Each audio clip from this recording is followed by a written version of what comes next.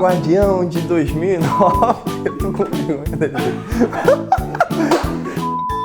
Treinamento 3 da apostila 2. Se você ainda não se inscreveu no nosso canal, se inscreva, curta, compartilhe com amigos, que nós queremos abençoar não apenas você, mas os seus conhecidos e amigos. E a sua família, se tiver um irmão que possa assistir também, um primo, por favor, compartilhe.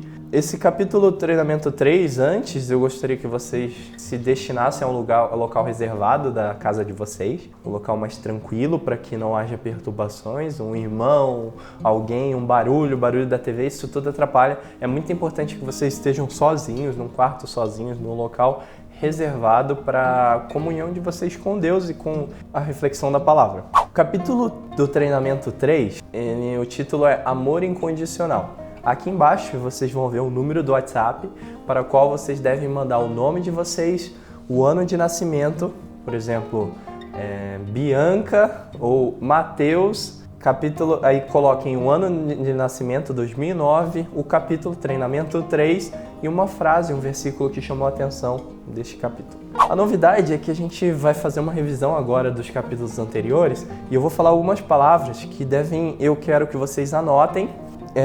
Quando eu fizer, por exemplo, no meio da lição, eu vou fazer um gesto de um número, por exemplo, o número 1, que vai ser a palavra 1, para vocês anotarem, porque lá no final da lição 6 vai ter um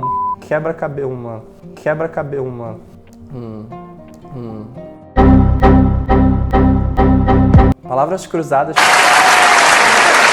para vocês preencherem com a palavra correspondente ao número que eu fizer. Então fiquem atentos que assim que eu levantar a mão fazendo o número, é a palavra que vocês devem anotar. Por exemplo, eu fiz o 1 e falei a palavra câmera, que é a câmera que está me filmando.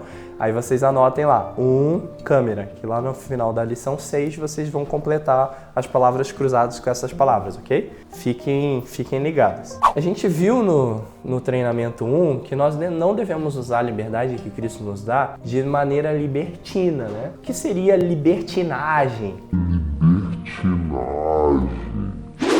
Seria uma conduta que passa da liberdade que Jesus nos concedeu? É algo que vai além da liberdade daquilo que Deus nos concedeu? Eu queria que vocês pesquisassem no dicionário o que significa libertinagem e verificar que Jesus não nos chamou para a libertinagem, eles nos chamam para a liberdade verdadeira. Até porque muita coisa que o mundo nos concede como bom, na verdade não passa de ilusão.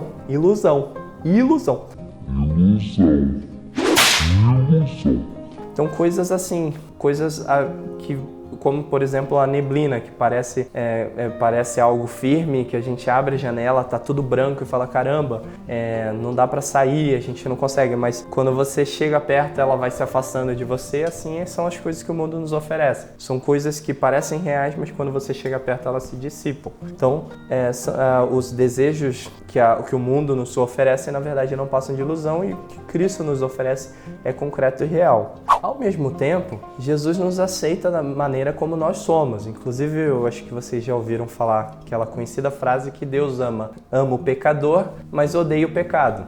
De alguma forma, essa frase representa bem aquilo no sentido de que, até colocar aqui, Deus ama o pecador, mas odeia o pecado.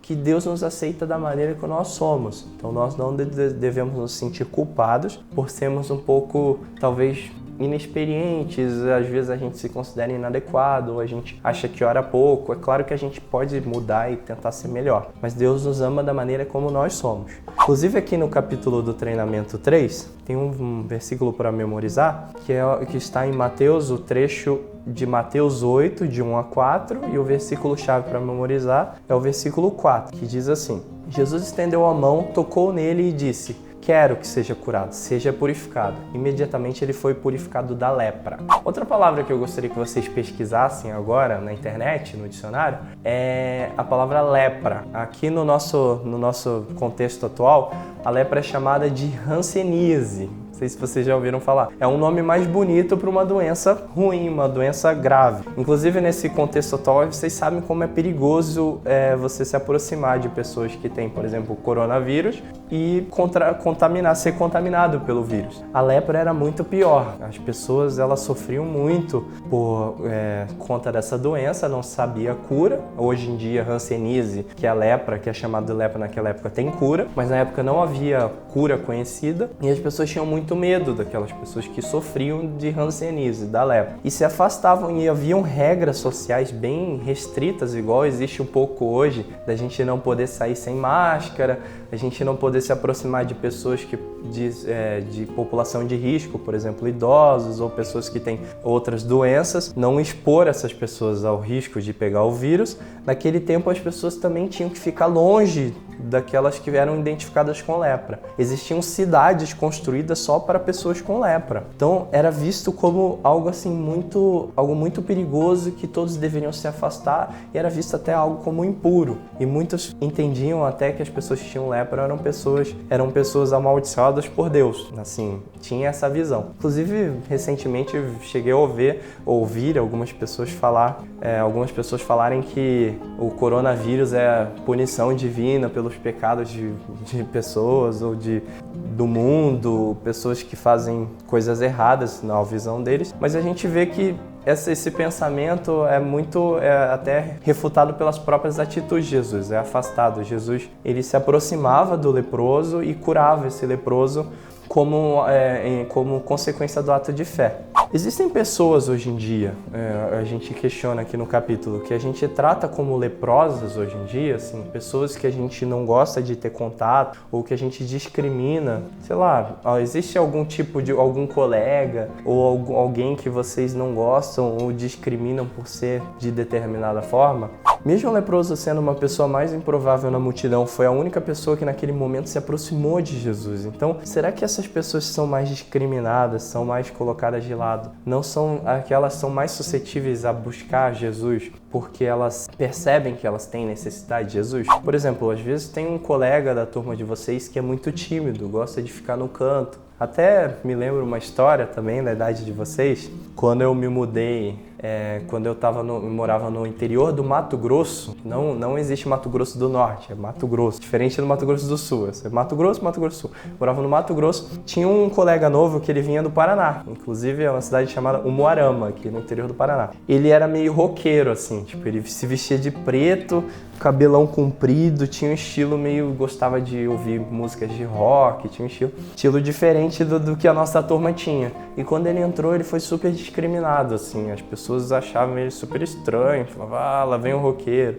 não falavam com ele.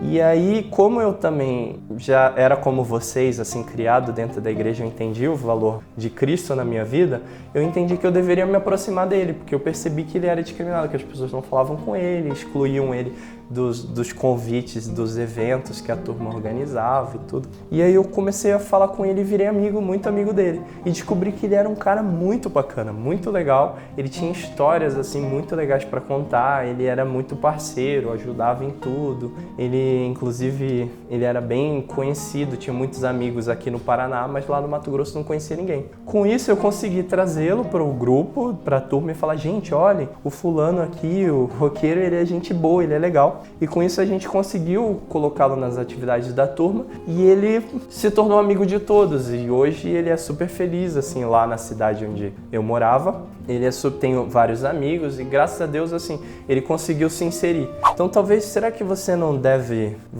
será que não é nosso papel como cristão buscar justamente essas pessoas que se sentem mais excluídas para perto e aproveitar essa ocasião para falar de Jesus e mostrar como Jesus ama todos incondicionalmente, mesmo que eles se sentam mais pecadores, ou mesmo se sintam rejeitados, ou eles mesmos se sintam mais inadequados, não só assim não só a importância de trazê-los para perto, mas de colocar nesse papel de você trazer para perto, você mostrar que o compromisso de Jesus é esse, o ensinamento de Jesus é esse, que ele sempre acolhe, não importa a diferença das pessoas, não importa como ela é, não importa o que ela faz, Jesus ama todos igualmente, é um amor incondicional. Tanto é que Jesus se aproximou do leproso, que era o cara mais impuro daquele tempo, era a pessoa mais rejeitada, e o curou. Ao mesmo tempo, eu queria que vocês refletissem, vocês já discriminaram alguém por conta do que é ou do que ela faz? Que é a pergunta aqui que tem que escrever no treinamento 3. E o que você pode fazer para chegar até Jesus? Você precisa fazer coisas assim. São essas condutas que você faz que vão te tornar mais próximo de Jesus? Ou é um coração sincero e arrependido e não importa quem vocês são que o fará mais próximo de Jesus? E outra coisa, existe idade para se aproximar de Jesus? Vocês acham que vocês são novos demais para procurar as coisas de Jesus e orar e se aproximar de Deus? Será que vocês têm que esperar? Eu também tinha esse pensamento. Quando eu tinha 10 anos, ou 10, 11 anos da idade de vocês, eu achava que falar de Jesus era coisa de adulto. Meu pai, minha mãe que tinham que falar de Jesus para as pessoas. Eu não deveria, porque criança não leva muito a sério essas coisas. Mas não. Será que existe realmente idade? Eu acredito que não.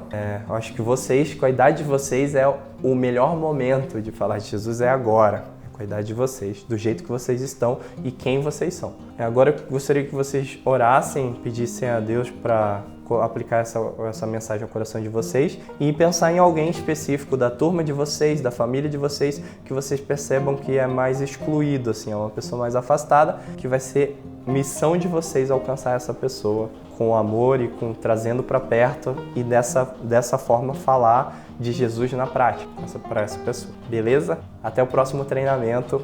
Fiquem ligados que eu vou falando o número com as mãos e vocês têm que anotar para a palavra cruzada lá no final. Valeu!